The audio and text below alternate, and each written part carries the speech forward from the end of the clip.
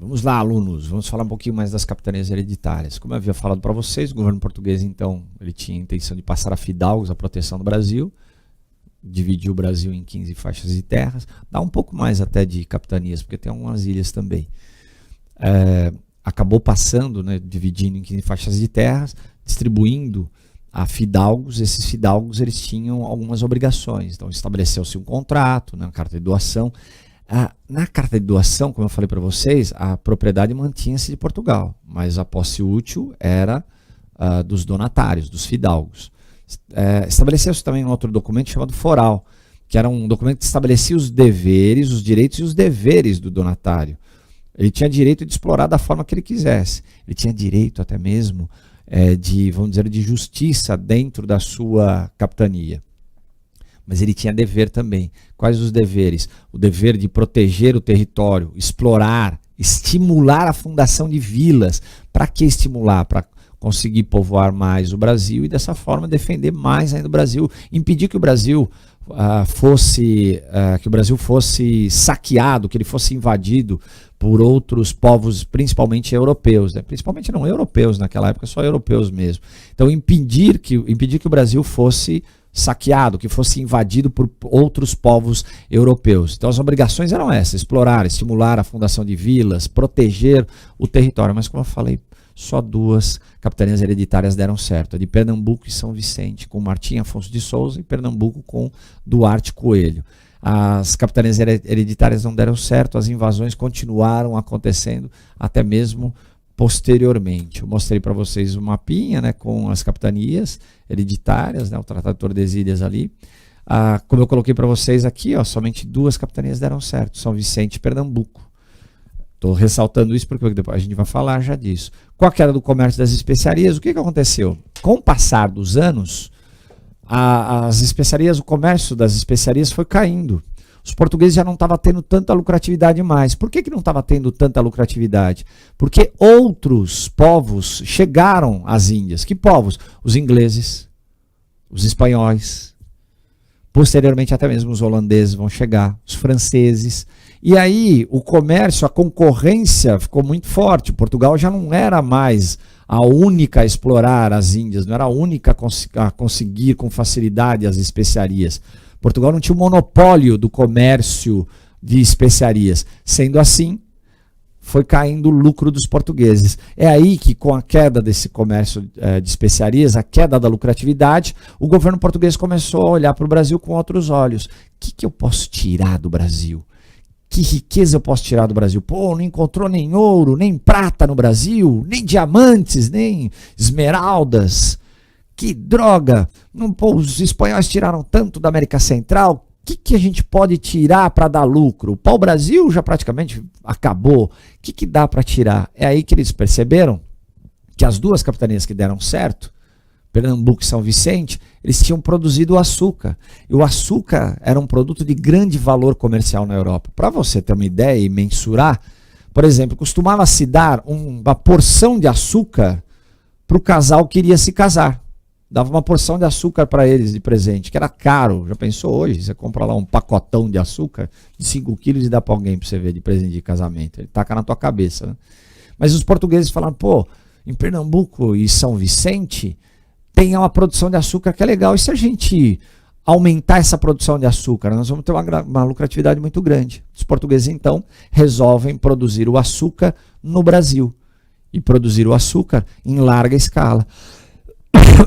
Desculpe. É aí que é produzido, então, o açúcar em larga escala no Brasil. E os portugueses, escolheram a capitania de Pernambuco. Mas por que eles escolheram a capitania de Pernambuco? Porque Pernambuco tem o solo massapê. É um solo acinzentado e argiloso, muito bom para a produção de açúcar. Tem um clima propício para a produção. Um clima com uma temperatura um pouco mais alta. Pernambuco está mais próximo da linha do Equador. Muito bom. E Pernambuco também tem uma proximidade com Portugal. Era mais fácil entrar em contato com Pernambuco, de Portugal com Pernambuco, do que entrar em contato com São Vicente. Então, se nós colocarmos, vamos dizer ali que a região ali de Pernambuco tinha as condições que eram mais favoráveis à produção do açúcar. o solo massapê, o clima propício e uma proximidade maior com Portugal, se comparado, obviamente, com São Vicente. Os portugueses, então, eles organizam então, esse empreendimento super lucrativo. Alguns historiadores chegam a colocar, por exemplo, chegam a estimar que na época áurea da produção açucareira no Brasil chegou a ter mais de 100 engenhos de açúcar. Só que são alguns autores, outros já colocam menos, tem alguns que colocam 400, né? Mas que for 100, são 100 fábricas de açúcar que acabavam utilizando um número muito grande de pessoas nessa produção.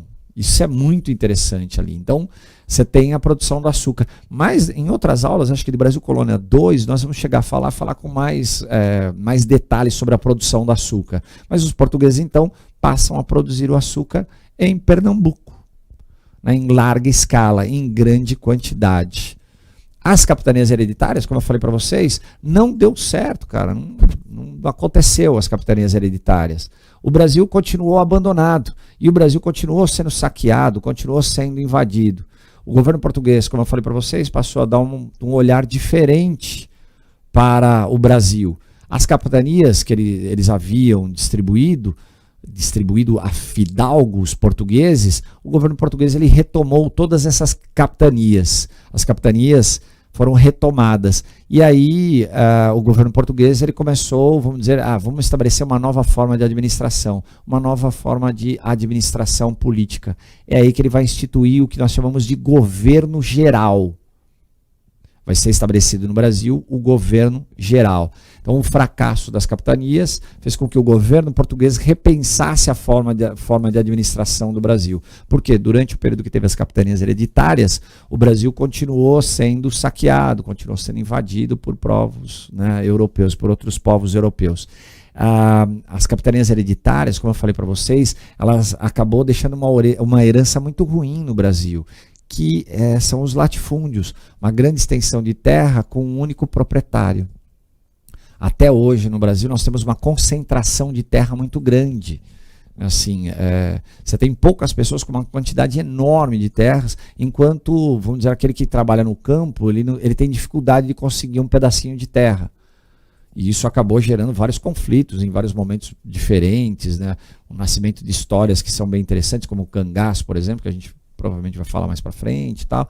Então tá lá, as capitanias hereditárias fracassaram. É aí que o governo português institui, então, aqui no Brasil, o governo geral, que ia ser um único governo, que, né, na realidade, iria se centralizar uma autoridade aqui no Brasil.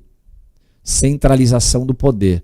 É criado esse governo geral, é fundada a primeira capital do Brasil, Salvador.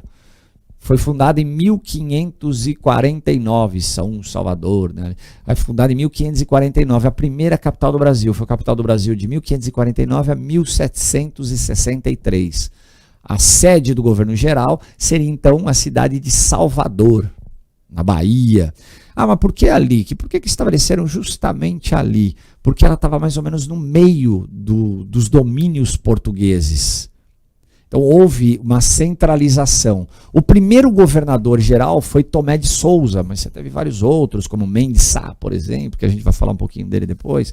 Não é assim, mas o primeiro governador geral foi Tomé de Souza, foi o primeiro governador geral.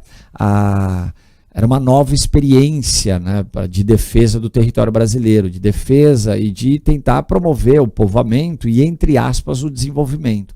Em termos administrativos, ainda continuou uma descentralização. Eu até coloquei ali para vocês no slide. Ainda continuou uma descentralização. Mas como assim continuou uma descentralização? Por quê? Não tinha contato de Salvador com outras regiões do Brasil. Como eu falei para vocês, o litoral brasileiro tem mais de 7.200 quilômetros de costa. É muita coisa. Então não tinha um contato. Era mais fácil, às vezes, quem estava lá, vamos dizer, lá na região mais norte do Brasil, vamos dizer, lá no Maranhão, por exemplo, entrar em contato com Portugal do que entrar em contato com Salvador, sede do governo geral. Era mais fácil entrar em contato com Portugal. Era muito difícil, né, assim, o contato. Então continuou tendo uma descentralização. Mas de qualquer forma, o governo geral ele obteve, vamos dizer assim, resultados que foram até satisfatórios. O Tomé de Souza ele se empenhou em tentar criar novas vilas. em proteger o Brasil. Só que o Brasil depois acabou sendo invadido, né? Por exemplo, a invasão dos franceses, em 1554, né? Os franceses invadiram o Rio de Janeiro, a França Antártida ou Antártica, estabeleceram, porque você teve a França Antártica ou Antártida e a França Equinocial em São Luís, né? A França Antártida, os franceses invadiram, queriam estabelecer um núcleo de povoamento, que eu já falei para vocês, os franceses não aceitavam o Tratado de Tordesilhas. Eles falavam que eles, como se diz ali, eles acreditavam no uti possidetis, né? A doutrina do uti possidetis. Você povoou, você colonizou, é teu. Você tem posse, uti possidetis. E os franceses dessa forma acabaram invadindo o Rio de Janeiro, Vila Gagnon, né? Acabaram invadindo o Rio de Janeiro, estabeleceram um núcleo de povoamento, só que eles acabaram posteriormente sendo expulsos. Quem expulsou eles, a expulsão deles ocorreu inclusive no governo de Mendes Sá. O sobrinho de Mendes Sá é que foi o responsável, vamos por assim dizer, pela expulsão dos franceses do que posteriormente vai se chamar Rio de Janeiro, o Estácio de Sá. O Estácio de Sá se reunia, que era o sobrinho de Mendes Sá, o governador-geral Mendes Sá, seu sobrinho, Estácio de Sá. Tem até se não me engano, uma escola de samba do Rio de Janeiro com esse nome, Estácio de Sá. O Estácio de Sá, então sobrinho do Mendes Sá, ele se reunia numa localidade no que hoje é o Rio de Janeiro, né, o estado do Rio de Janeiro. Ele se reunia com seus soldados ali para organizar o ataque contra os franceses. Nesse local onde ele se reunia, é que deu origem à cidade do Rio de Janeiro, São Sebastião do Rio de Janeiro. É ali que deu origem à cidade do Rio de Janeiro, que ainda não tinha sido fundada. Então, Estácio de Sá é que acabou sendo responsável pela expulsão dos franceses da região do Rio de Janeiro. Ele acabou sendo até assassinado. Mas tá aí. Então, o governo geral, ele descentralizou. A ideia era centralizar o poder, mas manteve-se descentralizado. Continuou havendo as invasões, mas acabou se tendo uma resistência, né? A gente pode dizer dessa forma, melhor assim. O governo geral, eu coloquei para vocês aqui até um esqueminha. O governo geral, ele estava organizado mais ou menos dessa forma. Você tinha um governo geral, era o governador geral, o primeiro, como eu falei para vocês, Tomé de Souza, depois você teve outros, né, como eu disse. Você tinha o ouvidor-mor, o provedor-mor e o capitão-mor. O capitão-mor responsável pela justiça, o capitão-mor responsável pela proteção, pela guerra. O provedor responsável pela produção agrícola, pelo abastecimento, né, vamos dizer assim, do Brasil, e o ouvidor-mor responsável pela justiça. Então você tinha um esqueminha, o governador-geral, né, o capitão responsável responsável pela proteção, a parte militar. O ouvidor responsável pela questão da justiça, que estabelecia a justiça. O provedor responsável pela produção agrícola, o abastecimento da colônia. Você tinha as capitanias hereditárias e reais, que na verdade o governo português ele tomou praticamente todas. E você tinha, por exemplo, nas vilas, quem mandava nas vilas eram, vamos dizer, as câmaras municipais, que eram compostas dos que chamavam de bons cidadãos. Quem eram os bons cidadãos? A elite. Aqueles que eram mais pobres, não, estavam fora disso. Então, a gente pode colocar dessa forma, né? Nós podemos colocar que o governo geral, ele acabou, vamos dizer assim, se organizando dessa forma. O governo geral, ouvidor-mor, responsável ali pela questão da justiça, o provedor-mor, responsável pelo abastecimento da colônia, pela produção agrícola, o capitão-mor, responsável pela questão da proteção da colônia.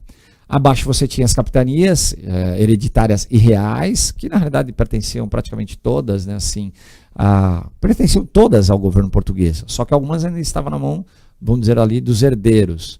E abaixo você tinha as câmaras municipais, essas câmaras municipais que eram, né, providas pelos, vamos dizer ali, os cidadãos, os bons cidadãos, que era uma elite.